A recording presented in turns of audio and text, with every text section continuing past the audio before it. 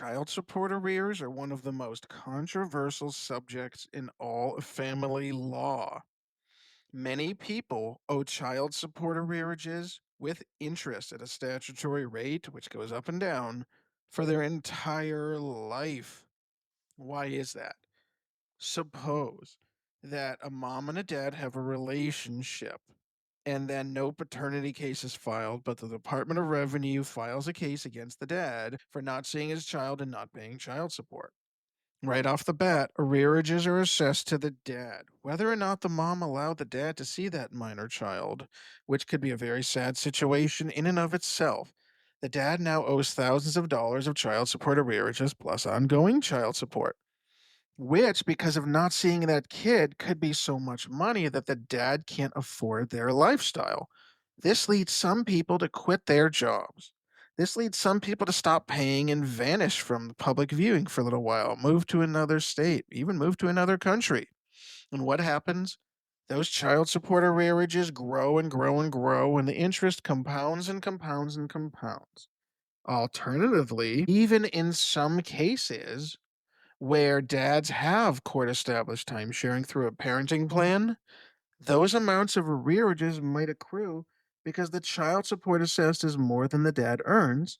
Maybe he gets injured, maybe he's between jobs, maybe he falls behind. And it is so very difficult to catch up with that. We're talking about 18 years potentially of payments every month, guaranteed, nonstop, which means 18 years of consecutive employment, month after month, year after year, forever and ever and ever.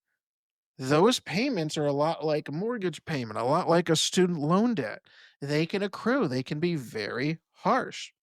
Of course, child support is for the best interest of that child to make sure there's a roof over their head, to make sure that they have food and clothes, shoes, school uniforms, access to needs and necessities. Nobody disputes that. That's what child support is intended for. If a parent spends it recklessly, shame on them, but that is not the assumption. The assumption is that every dollar for child support goes to that kid. It might not be how the person paying envisions that money being spent, but that is the intent of child support. Love it or hate it. So why then can we not forgive child support arrearages when the kid turns 18? Why should the person paying child support be stuck with those arrearages forever and ever and ever? Well, because the idea is the person who paid all of your child's expenses because you were unable to pay child support should be reimbursed. They should be reimbursed because they paid out of pocket for everything at great cost to themselves. And now you're reimbursing them. You're not paying them some sort of alimony payment or extortion payment. You're reimbursing them for money they already spent. Well, but Attorney Jacobs, why not just pay it directly to that minor child? And that's a really good question. Why not?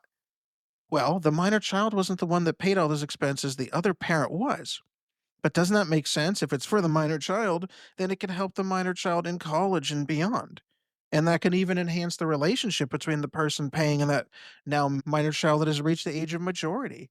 Doesn't that make more sense?